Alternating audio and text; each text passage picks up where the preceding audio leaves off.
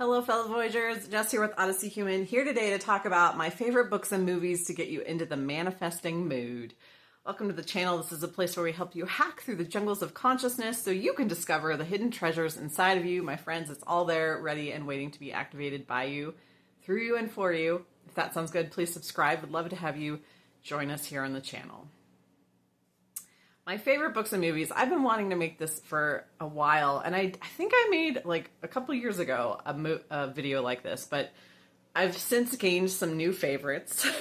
So I want to start off with, it's just kind of a list, and I just want to discuss like what I liked about them and kind of point out some of my favorite quotes from each of these media types. So the first one has to be the Velveteen Rabbit. Boy, if you have not seen last week's video, I have never gotten choked up in a YouTube video before, but the Velveteen Rabbit, man, woo, I don't know what was in the air that day, but it really, that book was written by Marjorie Williams. It's an older book. I read it as a child. My mother read it to me as a child. And it is such a profound book about love makes us real. You know, being loved into reality, and then how we grant realness to things. That is our creative power.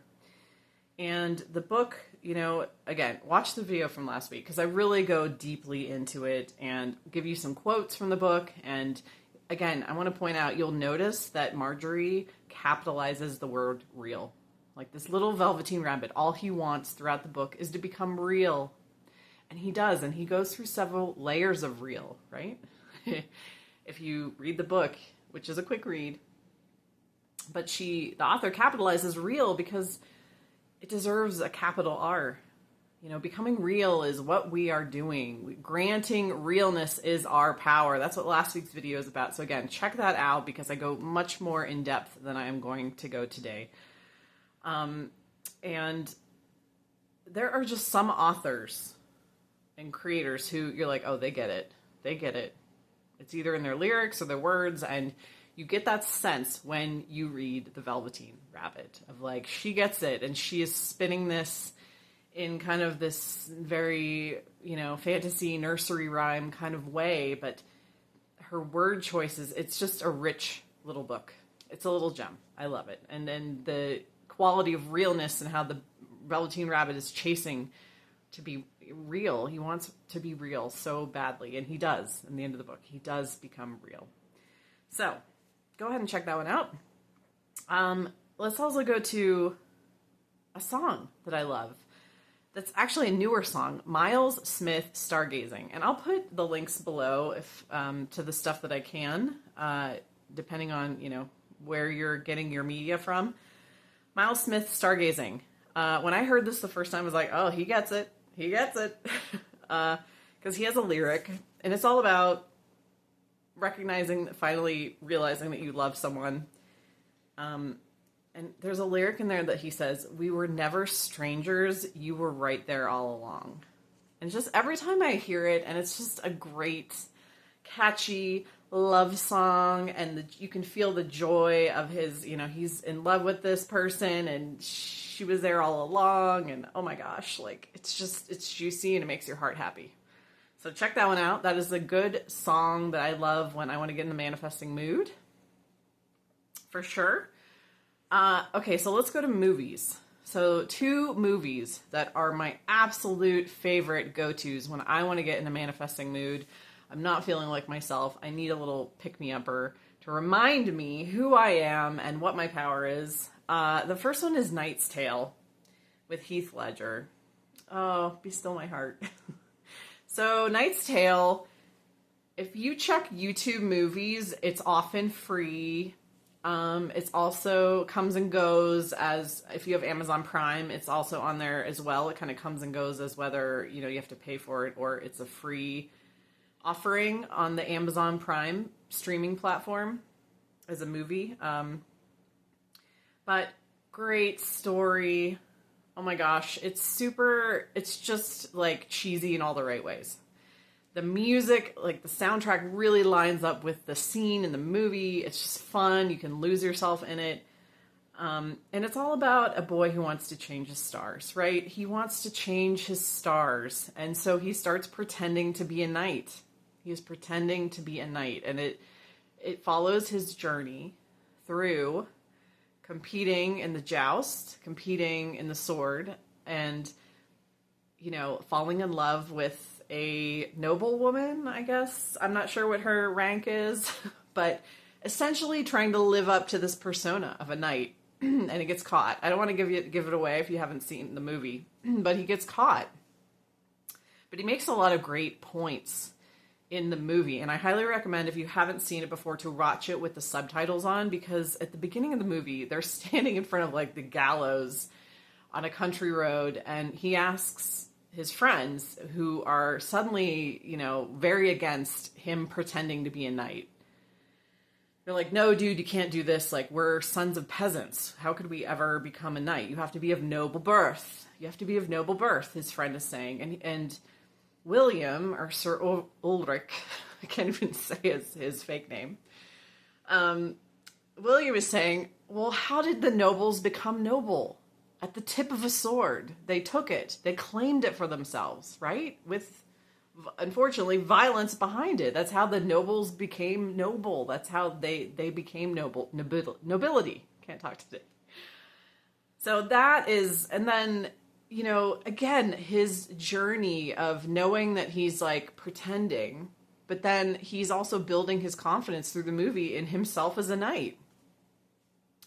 And his actions and behaviors from a place of being a real knight end up saving him later in the movie. So I don't want to give away the whole, the end. I don't want to give away the plot twists, but check it out. It's a great movie. It is, he is able to then return to his father and say, look, I changed my stars, where other people were mocking him and saying, you might as well change the stars. And he does change his stars, his fate, his destiny, whatever he thought was his only option in life was to continue being a peasant. He became a knight. So that is a wonderful movie. I highly recommend it. Super fun watch. And the last one I want to offer is The Neverending Story. The Neverending Story. Whew. The more I watch these movies, some really deep themes come out of them. Now, Neverending Story was one of those movies from the 80s that I watched religiously as a child. Religiously. Loved it. It was constantly on TV. I was constantly, enjoying and losing myself in it. But watching it now as an adult is a totally different experience. You can see the symbolism, right? Before, where as a child watching it, it just seemed like a very cool imaginary story. The symbolism is much more obvious being an adult. The storyline, if you haven't seen The Neverending Story, it's all about this world called Fantasia, imagination, hello, Fantasia, that is disintegrating. It's disintegrating because people aren't, and the nothing is coming, the nothing, which is like non-existence, and there is a little warrior child, again, a warrior child, the power of children, right, to invest themselves in the realness of things is highlighted in this movie. The Empress is a child. The warrior is a child. The main character who is reading the book to himself, Sebastian, is a child. This is interesting, again, the sub-theme that I kind of touched on last week, in last week's video, about the power of granting realness is a childlike power. It's what we had naturally as children. So Sebastian's reading this book, right, that he stole from a bookstore. He promises to return it, and he's living out the adventures of this warrior child, Atreyu, who's trying to save Fantasia from total destruction of the nothing, And the world is literally crumbling and falling apart, and there's all these different landscapes, and Atreyu is moving through the landscapes, being chased by a wolf and the nothing, and, trying to find the edge of imagination and find, save this world from annihilation. And at the end of the book, I never understood as a kid, or at the end of the movie, when the entire world essentially explodes.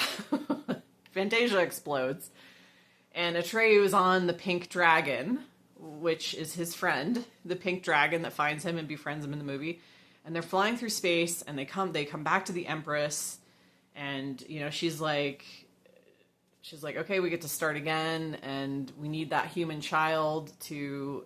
She's like, I need a new name. Like, the strange twist of her suddenly needing a new name, and then Sebastian, the little boy, has to yell this name out in his reality, his real 3D world, where he is huddled up reading this stolen book and going on this huge adventure in his mind and his heart. He suddenly has to like yell the name out in the 3D of the Empress's new name.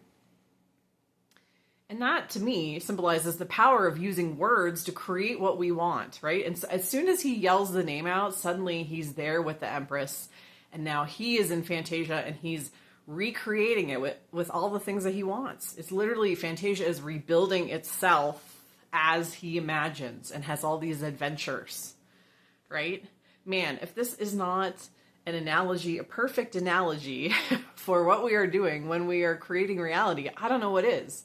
Of having a fantasy land that is being threatened to fall apart, to be destroyed by the nothing, if we don't invest in it, right? If we don't, A, use our language, speak it into reality, and B, go into it and create with it. Create with imagination. That's the whole point of the story in my mind. And meanwhile, there's a lot of subplots, one of which is Sebastian, the little boy's father, keeps telling him, keep your feet on the ground, stay in the 3D. So even the pink dragon, I was thinking about it. I was like, I think the pink dragon is your corpus callosum, which is the bundle of nerve fibers that connects your right and left hemispheres of your brain. And it's, that bridge connects those two sides of your brain, the creative side to the very logical, analytical side. And these are the two parts that have to come together and have to communicate in order to manifest. The bridge of incidents. Did you ever think it was the bridge in your brain? Literally your corpus callosum? This is my theory. But let me know what you think below. Because I was watching the dragon. I was like, that's so random. And as it was flying, it just reminded me of maybe this symbolizes the corpus callosum in our brain. I mean, the scales on the dragon's back could be the nerve bundles. Who knows? Just throwing it out there. But I would love to hear your theories. But go back and watch that, because you're going to, again, with subtitles on, you're going to be like, wait a minute, this is about manifesting. This is a whole movie about manifesting. There's so many hidden messages in it. Yeah. So let me know what you think. Those were 4 of my favorites. So go ahead and check them out. Velveteen Rabbit, Miles Smith's Stargazing Song, A Knight's Tale, the movie, and The Neverending Story. And what are your favorites? Did you have any that you really love? Any songs, books, or movies that put you in the manifesting mood? Drop them below. I would love to engage with you. And if you need a tool to help you make your mind a more peaceful, happy, and pleasant place, go ahead and grab it below. It's always for free for you. In every video that I make, it is the same tool I used to recondition my mind and make it nice to me. So grab that below. Thanks for watching. Have a great day. Bye.